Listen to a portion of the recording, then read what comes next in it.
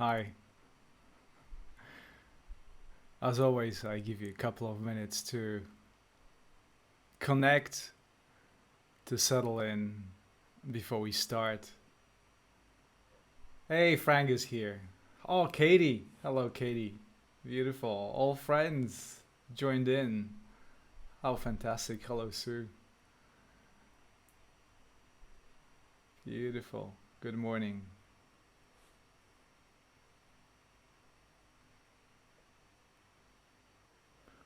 Hmm. As always, I invite you to introduce yourself, say hi to the fellow meditators because, well, you're the active ingredient here, and this could not happen without you. So please make yourself feel at home, make yourself comfortable, um, say your highs, and we will start shortly as everybody joins in. We have Vika from Moscow. Wonderful. Hello, Charlotte. Good to see you. Charlotte's from Norway. Sharon sends her hearts. Tom from Canada. Oh, sorry. Mika from Tom Canada. I apologize. My name is Tomek, so I thought it's the name. Anne from Dublin, Ireland. Liz from Philly. Hello. We have Keith, also from Ireland. Mm, so many people joining in. Fantastic. So, how are you guys today? How your day has been? Minus 38 today in Saskatoon, Jennifer reports. I wonder if it's a 38 Fahrenheit or is it 38 Celsius? Because 38 Celsius would be minus 38 Celsius. That would be really, really cold. Oh my goodness. Glenn from Kalala Bay. Hi, hi, hi to all of you. It's wonderful to have you all here. Usually I start around that 2 minute mark, and I always start with thanking you for being here, for your presence, for your support, for all your messages, and without you, I could not spread my teachings. I could not be myself, so to speak. So thank you for helping me to be myself and experience myself as a teacher. Um, so importance of us being together is always uh, to experience the moment personally, but also collectively. And I always highlight this simple thing that the togetherness of the power of togetherness is so important during those sessions. And when I meditate by myself, the quality of it is never the same as when I meditate with you all. So thank you for being here. For those of you, just a technical remark. For those of you who are using phones to tune in, make sure that you can do it either in you can watch this live event either holding your phone horizontally, or you can hold it vertically, and this way will allow you to see a bigger screen without the comments if that's what you wish to happen. So that's just a technical remark. And in terms of the questions, one thing in my experience teaches me from the previous sessions that it would be better that you hold them after the introductory session. And the simple reason for that is that sometimes comments stream so quickly on my screen that I'm not able to see them and they being lost, which obviously I would like to try to avoid. I'd like to answer all your questions, and I'd like you to be part of this discussion. Okay. So let us get started with the topic. And as you know, topic is to be yourself.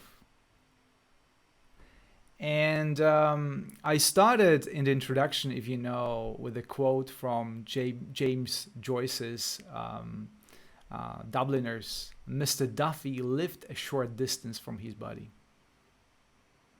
This is a very curious quote that I frequently ponder upon.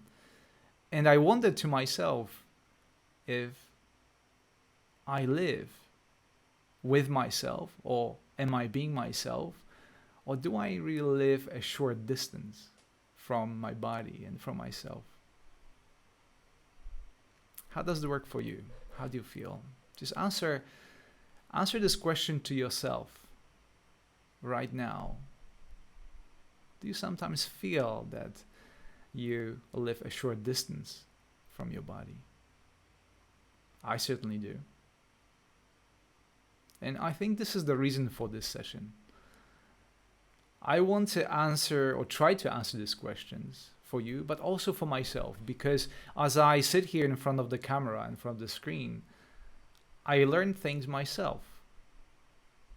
And this is a learning opportunity for me as well. So being yourself is not easy. And I think history of the humanity can be described as a path to regain your true identity. And that works both on the personal level and collectively.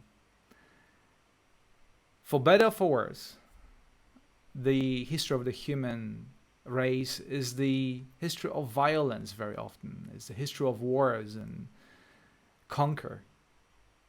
And you may ask yourself, is it really necessary to be fulfilled and happy and do what we all meant to do, to live this life in peace and calm and be fulfilled and be happy?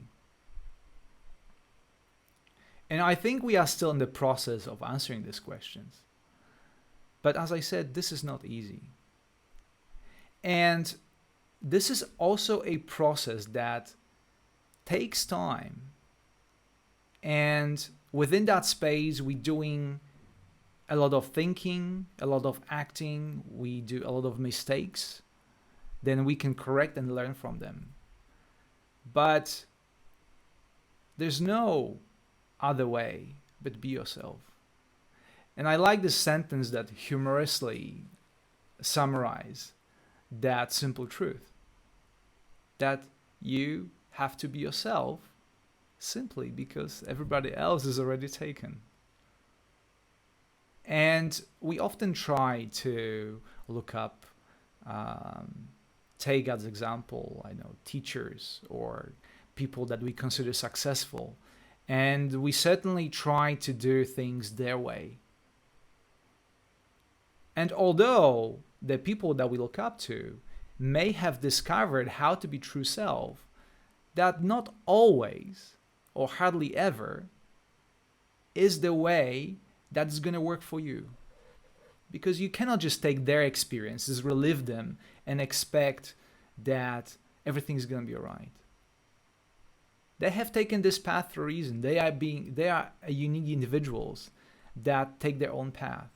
And part of the reason why you are here is, I believe, and that's part of the reason why I'm here, is because I'm looking to find what does it really mean to be yourself, and how I can connect with this, what brings me fulfillment and happiness on the authentic level. Not that level that we consider as an instant gratification, I don't know, having another ice cream or watching another movie or, I don't know, being on social media and skimming through the content there. And something that comes to mind, I frequently use the word discovery. As you go into meditation to discover yourself. But I think meditation in our life is coming to yourself is a work of discovery as much as is the work of remembering.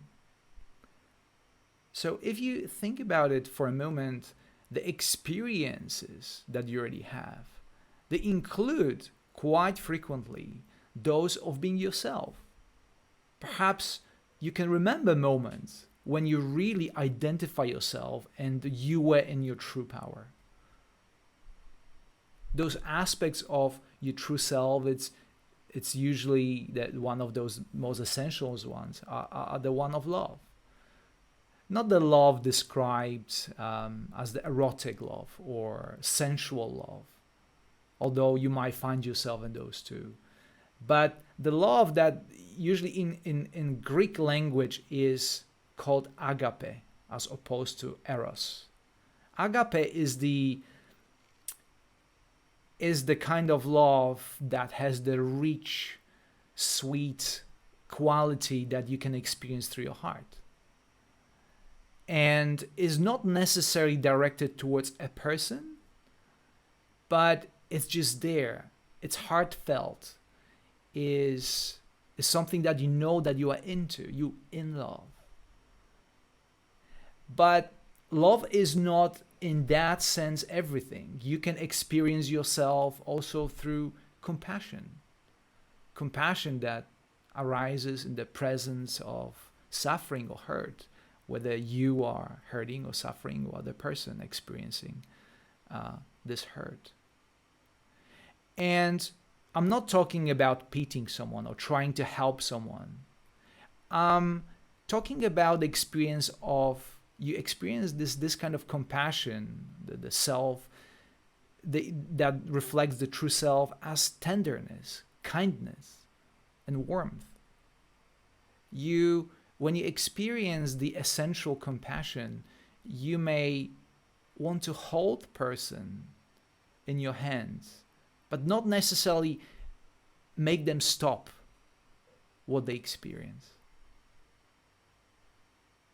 And you know it. This is not something that you can fake. This is not something that you can put a facade on, a smile, and it's like, I feel compassion to you. This is not something that can be expressed with words. This is an experience. Another aspect of true self is strength. And again, not strength that is expressed by power to control someone, but strength that is experienced as vitality, capacity, or expansion that you feel in the moments where you say, when you're in the flow, when you, after doing something for some time, you all of a sudden, you are in the present moment. You feel that you can do anything and everything, and you're in the right place in the right time, and you'd like to stay there for as long as you can. And it's something that strength, that's the strength that flows effortlessly.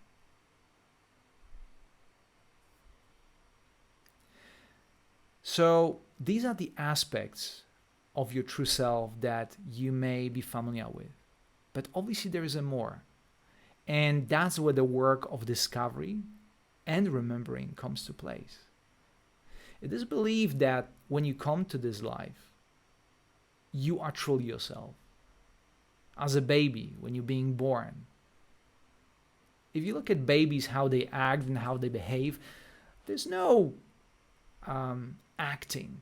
They express themselves truly and fully, responding to the situation authentically. When they're happy, they laugh. When they're sad, they cry. When they're hungry, they certainly will communicate that to you. However, this being self as a little baby has that aspect of immaturity. Immaturity in the sense that there are very few people that actually can remember being a baby, and hence appreciate that sense of self that rises from you as a baby. So what we want to do, we want to regain or reconnect the very sense of the self that the baby experiences, but in a mature way. And that usually it's a process. So what happens as we grow up, as we learn, we take on the personality structures. We learn about the world and how to keep ourselves safe, how to keep ourselves secure. We listen to our parents, we listen to our teachers, we observe an environment, and all of a sudden you realize that somewhere along the way you abandon the sense of true self. You all of a sudden start acting not out of those quality of love or compassion or authentic strength, but you start acting out of learned structures. Your ego develops, your personality develops. And bit by bit, you start abandoning that authenticity. You start abandoning that part of self that you had as a baby. And I can speak for myself that it takes a long time to actually discover the simple fact that you actually, very often when you act, you're not feeling yourself. You want to be somebody else. You're always next to yourself, but you cannot truly be yourself. Talking to people and are trying to please them in one way or another, or try to look strong, even though you may feel weak. Even when you feel lonely, you try to act as you have many friends. And all of those things add up to that personality that eventually covers the true self so thickly that you cannot see through it. You only act and live out of the ego. But we don't remember one thing usually, that ego is there. The ego function and the personality structures function is simply to protect us, not to let us thrive. If we want to stay safe, secure, and protected, certainly we can act on the egoic programming. But if you want to thrive, if you want to experience our true essence, not in the magical or esoteric way, but in the really tangible way, we need to look at ourselves with open eyes and open hearts and acknowledge the moments where ego acts up on our behalf. Sometimes without us even knowing, because we've been doing it for so long, we learn it so well that we might not know what is happening. So for me, for instance, as the life goes on, I start experience the sense of deficiency. I start experience that all of a sudden acting out of my impulses, acting out of my ego, is no longer sufficient. I experience sense of hurt. I experience that something is not right. And then eventually, that's what happened to me, maybe 15 years ago. You try to look for ways how to express yourself in a better way, more authentic way, how to get to that true self. And some of us, discover a passion, a sport, a loved one. Some of us discover meditation. But whichever way you choose and whichever way you apply, you have to be strong enough to look at yourself and see for who you truly are. That the ego structures are there firmly in place. And most of the time we do everything to protect them. And that's why, as I mentioned at the beginning of this talk, this is a process. And it takes time to look at yourself the way you are and start slowly uncovering those structures that stop us from experiencing our true self, those essential qualities that are a reason or are essential to create sustainable happiness and to live fulfilled life. So I want to give you, I want to read to you one quote from The Diamond Approach by John Davies, a book that fascinates me, and it's the constant source of inspiration about that one, about how ego, how about importance of dissolving the ego structures. First, the ego structures need to be softened, melted, and seen through so that true self can be more fully experienced. These ego structures are defenses against feeling the wounds of having abandoned true self. Exposing the defenses allows us to experience the underlying wounds or holes. Since the real wounds are the abandonment of true self, experiencing them reveals true self. The ego structure and defenses block true self. By working with them, we experience the holes themselves. Thus, we recover the true self that was blocked. And this is the work of self-realization. As John Davies states, there's a lot of work to do. And work of self-realization, of making yourself whole again, is sometimes difficult. That's why I believe that getting together, as we do right now, it's very important. Because you feel that you are not alone. And there are so many of us that at this time of the history decide that we no longer accept the status quo. We no longer want to live life that is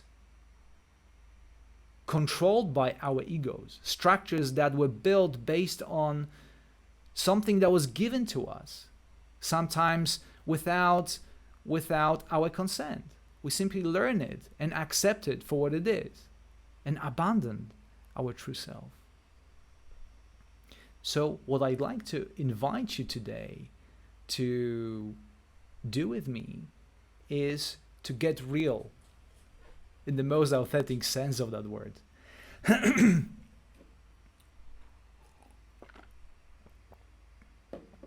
And I use word real as an acronym for the work and for meditation we're going to do.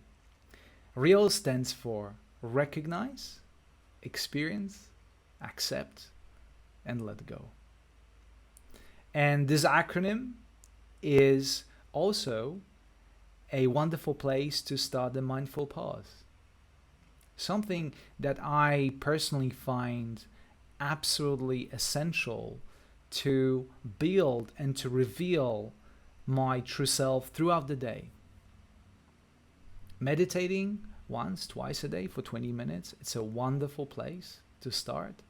However, we have to recognize that we want to be ourselves all the time or most of the time, as opposed to, just sometime during short period of meditations. So taking a mindful pause during the day is a wonderful way of building that reservoir of self to which we can relate.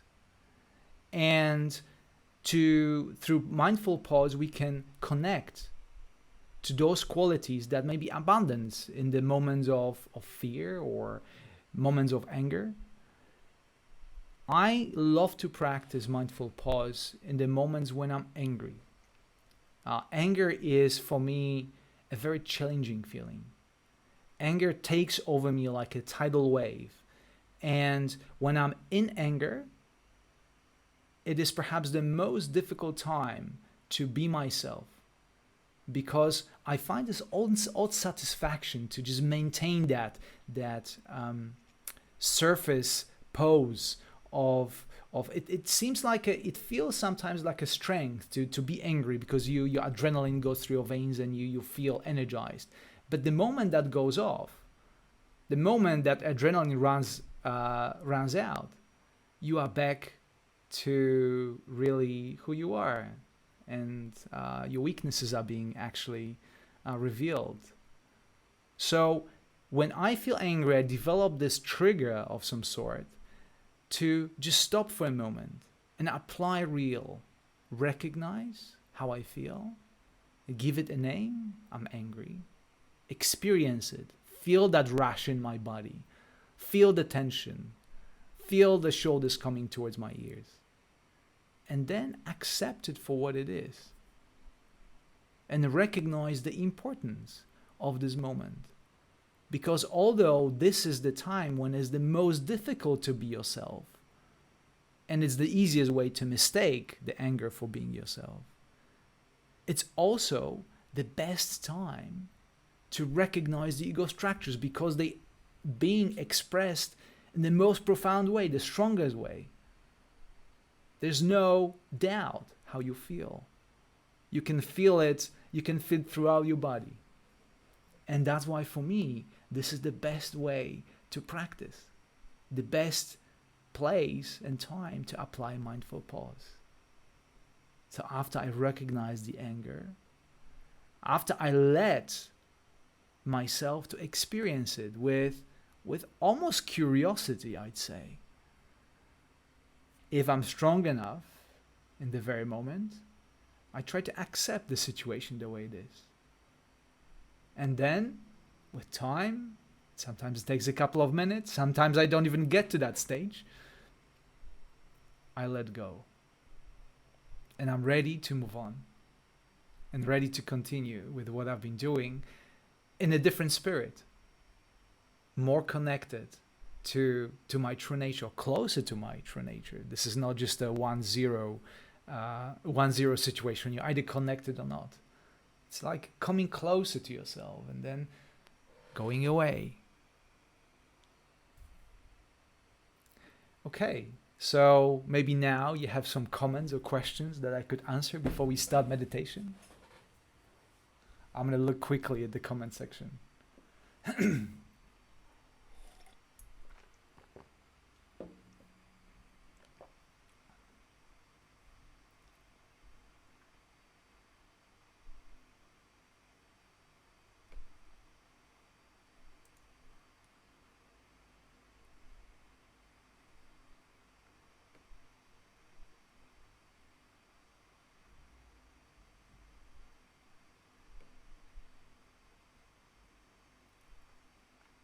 I think you all ask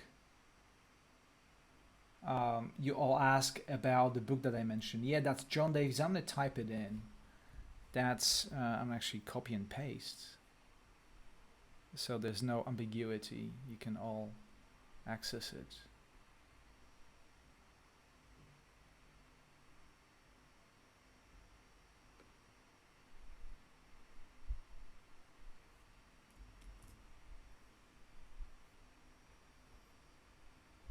Okay, so that's the book I was quoting. Again, it's a constant source of inspiration to me, and I'm keep studying it and keep applying it. Mika says, if a person rages, accuses, and is angry because of mental problem, how to apply real? So I'm assuming that someone else's accuses is the person that rages, and you experience the rage of that person. That's a great question. How can you ask yourself, how can you support a person that feels this way? Or even better, how would you like to be supported when you feel this way? What is the best way for you? And I believe that everybody is different. And the response that needs to be applied, it's different, depends on the situation. I don't believe I can offer you an ultimate answer to this question. But again, my suggestion would be to simply use your best judgment in the moment and see how would you like to be treated in this very moment, when you feel upset, when you feel angry, when you rage. And I'll be happy to hear if that helps in the situation next time when you experience a person raging. Katalea asks, with ADHD, anger comes so quick due to lack of impulse control. How do I handle it? I'm the one with ADHD. That's a great question, Katala. And I believe that we are experiencing a huge wave of various um, attention disorders right now, simply because we let the ego structures to go so deeply that we no longer have ability to control them. But as with everything, with this also starts with attention and with practicing awareness of the present moment. It is not always possible. It's not always possible to immediately change your behavior, but it is possible, and I think this is the important part. When you bring awareness what is happening, and you see how awareness of what is going on has ability to transform what is happening. And this obviously takes a huge practice. That's why importance of getting real, to recognize what is happening, to experience it. Don't assume that I can deal with it right now. First of all, you have to allow yourself to experience what is happening through applying awareness to the experience. And only then, if you're ready, to accept it. And maybe, only maybe, let go. However, I truly believe, and that's my suggestion, with practice, and I don't know how long it's going to take. It depends on the person. Everybody's unique. Eventually, you're going to get better with dealing with this. But we cannot assume that this simply is going to go away, right? That's why we are here. We don't believe that simply doing whatever we do will change our behavior. We change the way we feel. We have to change our actions in order to expect different outcome and in order to feel differently.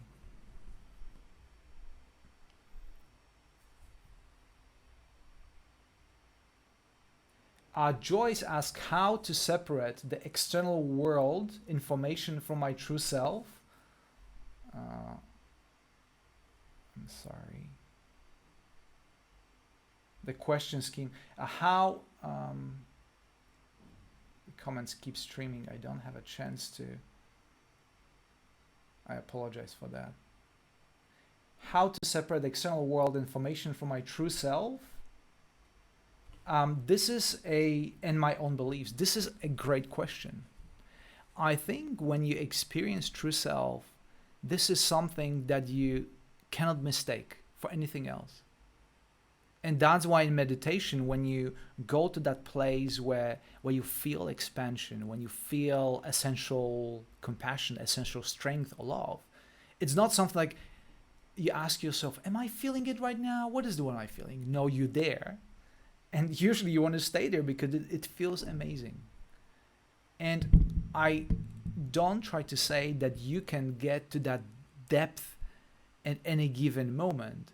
But I believe the more you are connected with your true self, the more you recognize it in yourself, the bigger the ability of yours to recognize where you're not in it, where you're active out of your belief system, out of instinct. I think that's the at least beginning of the journey. Matt asks, how do you develop internal love rather than seeking external validation? Listen, this is such a big question. I can't even start addressing it, but maybe because this is something I'm dealing with constantly.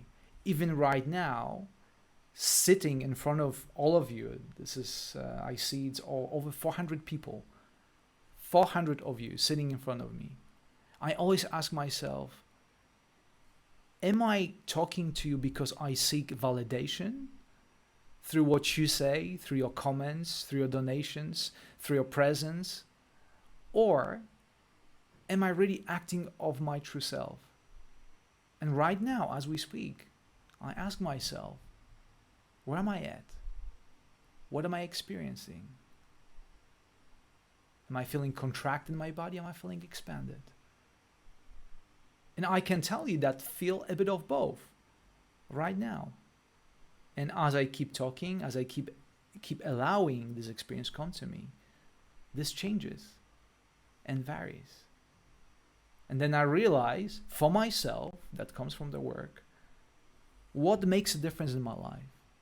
Every time I seek validation, every time I expect someone to please someone just so that person returns the favor, so that person appreciates me, how does it make me feel long term?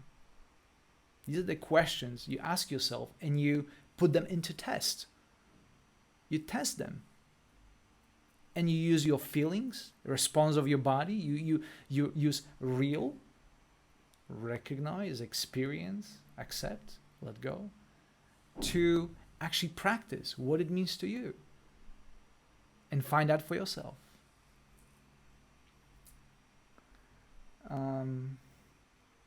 By the way, I hope it helps just a bit, because definitely that's something, the validation is something that I deal with on a daily basis. I have a feeling I lost some of your comments, and I really, really apologize for that, because they keep coming, and my ability of scroll it's kind of limited.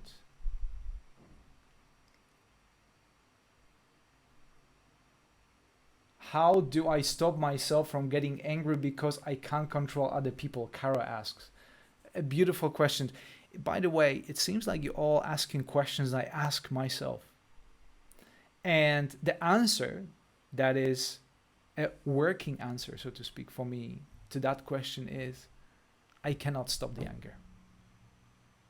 When I'm being triggered and anger is there, there's absolutely nothing. That doesn't matter how strong my desire, my will, the anger is already there. And the only thing I can do in that very moment is to acknowledge what there is and see for the anger for what it is. And from that moment, what happens is that all the hormones, all the chemicals that stimulate us internally start slowly being broken down and released. As opposed to when we start building story about the anger that we're experiencing right now. That's where more of those hormones, more of the neurotransmitters being excreted to our bloodstream, and then we're getting even more angry. So I take anger on a case-to-case basis. Not an easy thing to do. Definitely not for me, at least.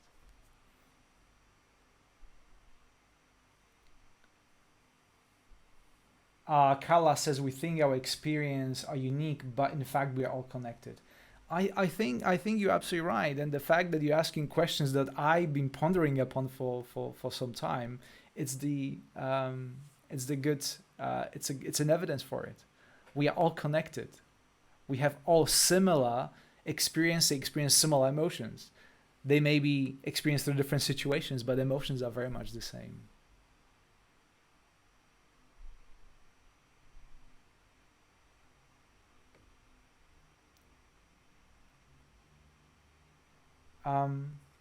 Okay.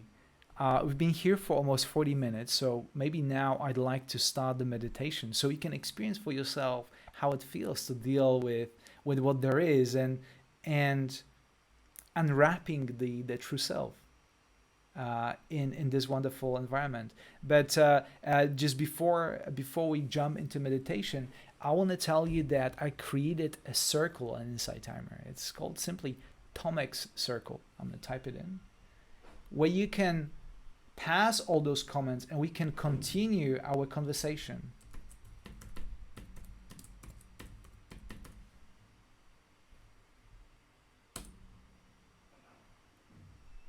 I understand this would be very difficult to, and I apologize for all of you who questions I didn't answer, but please, if you go to the Tomek Circle, that's where the questions can be asked, and I promise to answer them all, because then I'll have more time to scroll through them and to consider them more deeply, rather than now where time is precious and the boundaries of the sessions are limited. Okay, Darren just joined. Fantastic. Okay, So let us sit for a moment. And I would like to give you an experience of real. Recognize, experience, accept, and let go. And let us see how this works in practice.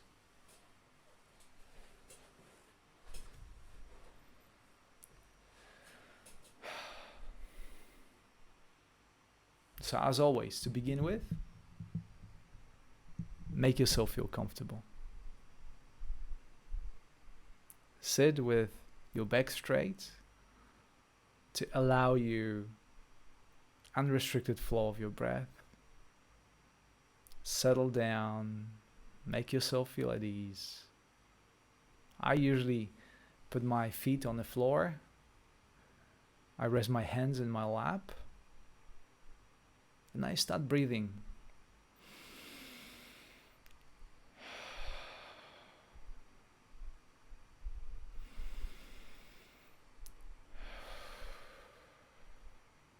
The deep breaths, deep cleansing breaths.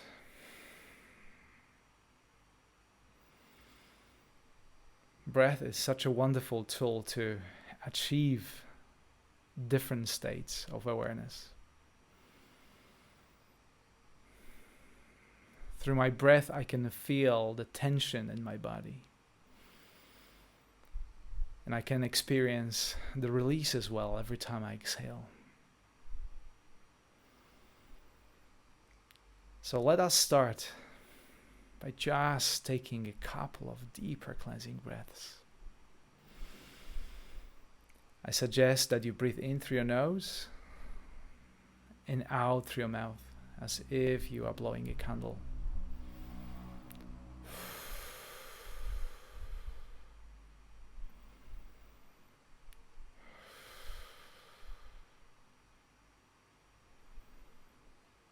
And feel how the initial tension, if you experience any tension, melts and softens. And now allow your eyes to close.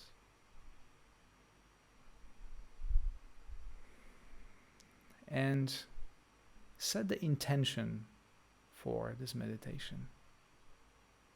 My intention for myself and to you is to get closer to who I am. Get closer to those essential qualities of self in whichever way they will present themselves. And the way to do it is by recognizing the isness of the situation. By first of all getting real with the experience of this present moment, whether it's pleasant or unpleasant, whether it's welcomed or unwelcomed.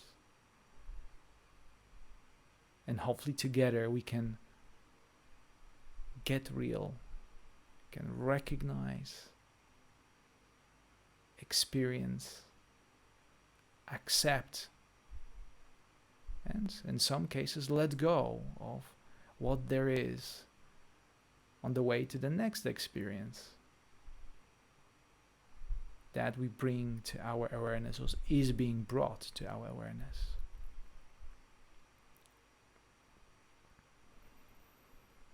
So right now, ask yourself how you feel.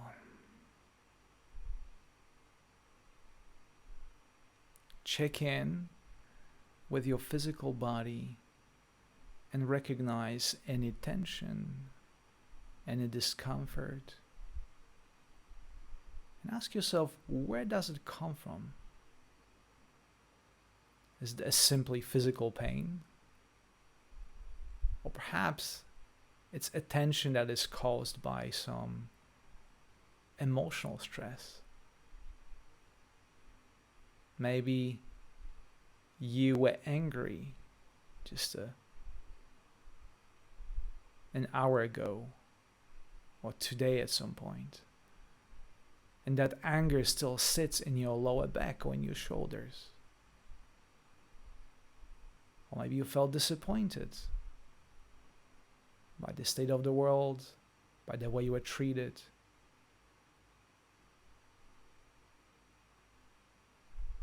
Whatever you experience right now, this is a perfect place to start.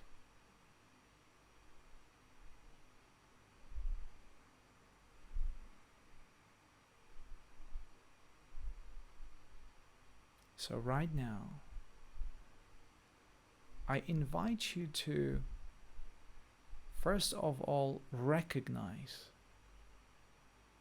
what are you feeling, what you are feeling.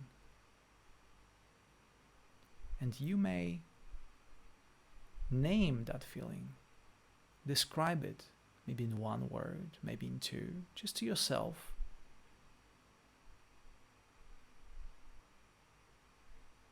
This is a great way to engage your intellect. I feel right now soft, expanded, accepted, joyful. Most likely thanks to you and thanks to your presence.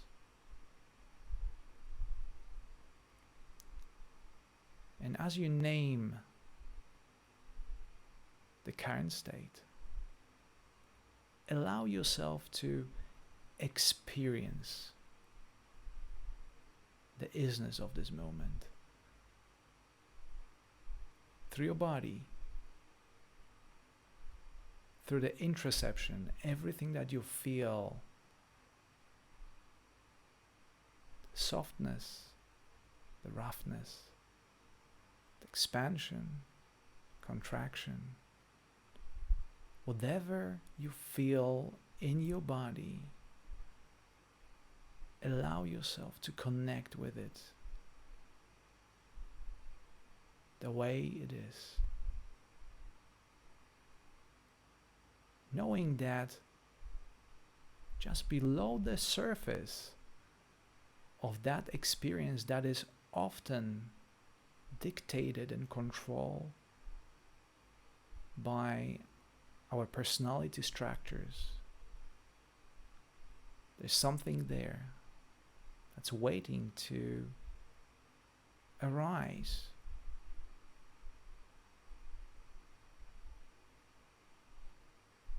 Remember that true self, it's not something that you have to reinvent.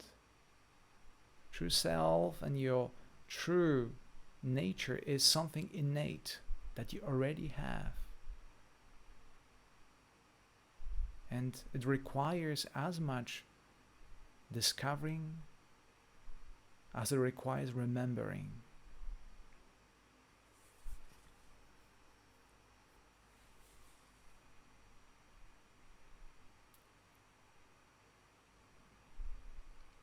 So allow yourself in this safe space to experience.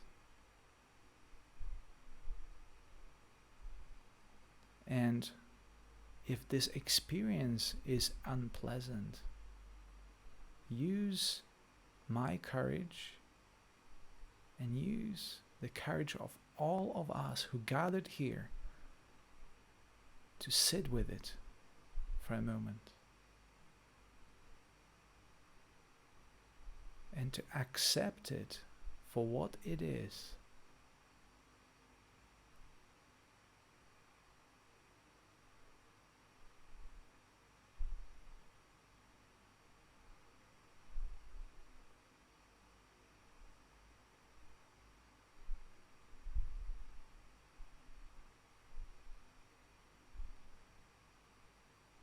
And with each moment, you bring in more and more awareness to this experience.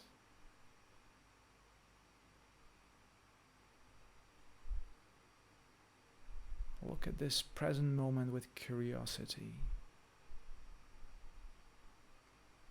without expectations, without assuming what will come after.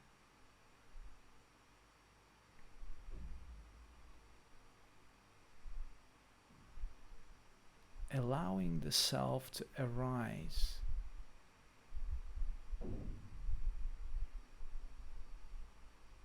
And your only job right now is to water this experience with your awareness.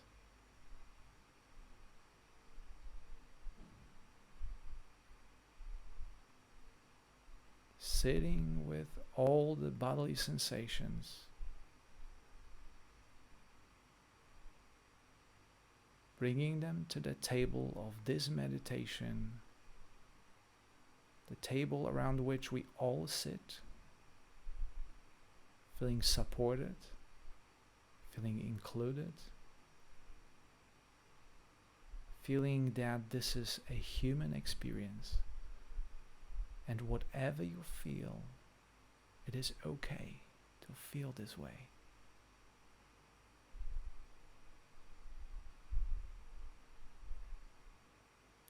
It is a sum of all your experiences that you had throughout your life.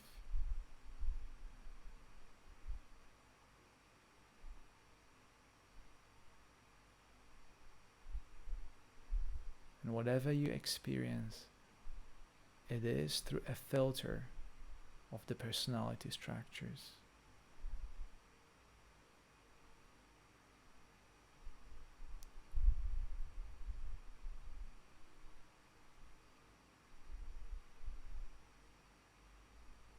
And for some of you,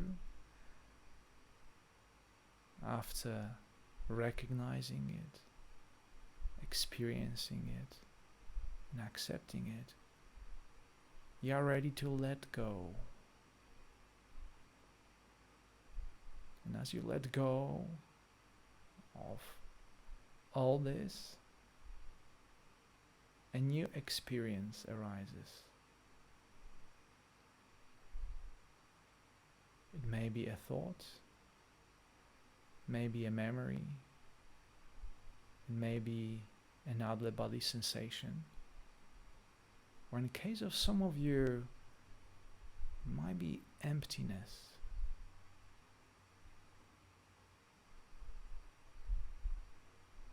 And if this is the case, allow the emptiness to just be there.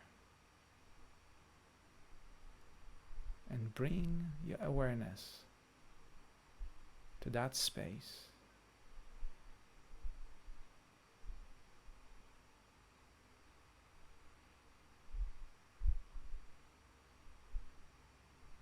And see if you can just be with it.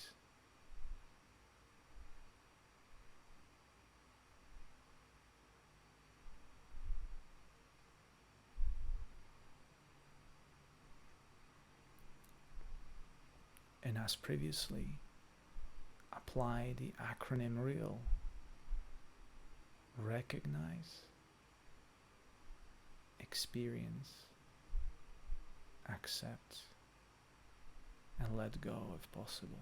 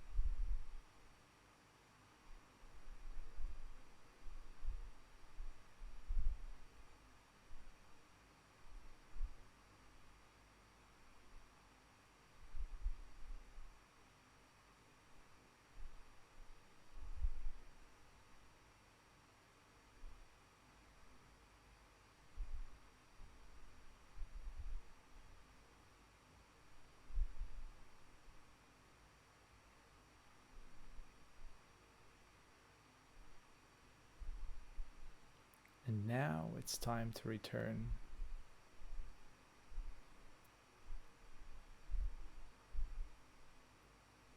Wherever you're at, whatever your experience, now it's time to reconnect once again with your senses.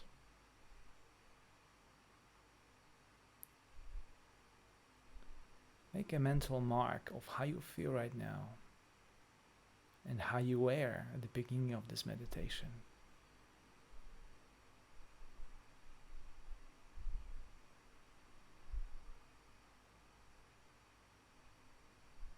Reconnect with the sounds around you.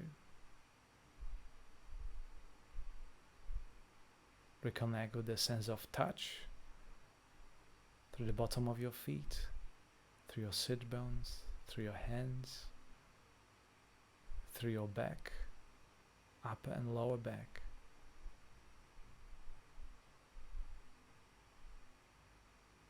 Sense the presence of air around you. Hot, cold, pleasant, unpleasant. And finally, add some physical movement. Begin by wiggling your toes. Move and stretch your fingers. Also slowly and gently tilt your head to the left. Feeling how the muscles in your neck are flexing and stretching. Tilt your head slowly and gently to the right.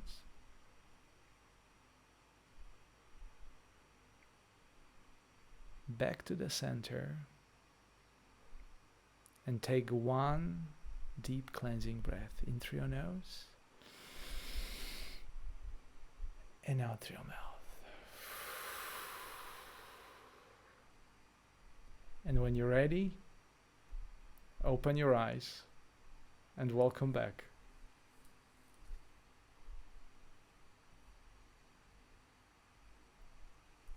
Wonderful.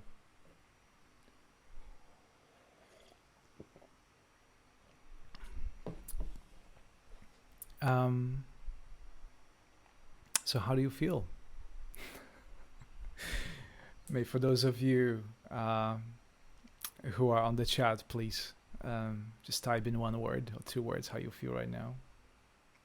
Beautiful. Thank you so much for being with me on this meditation.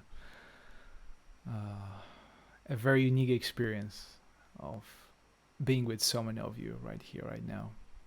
I'm so glad, and I want to show you my gratitude for your presence.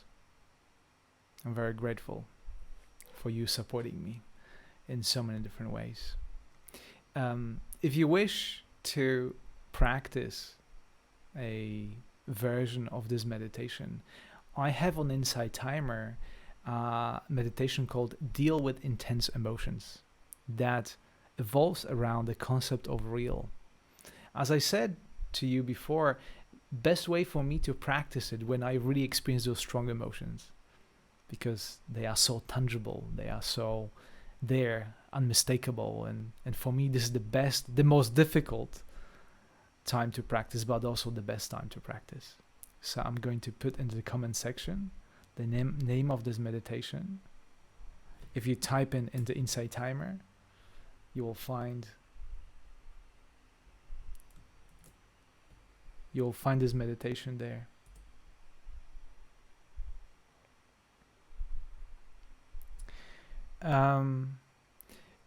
A bit of, before I let you go, a bit of housekeeping.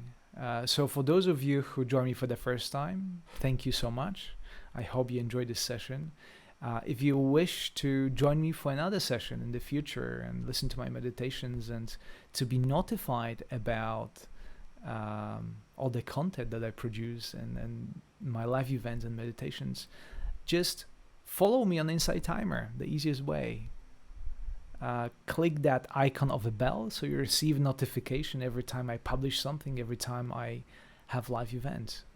I'll be happy to see you here again. And for those of you who wish to continue the conversation and ask me questions and discuss things, please join my circle, Tomic's Circle.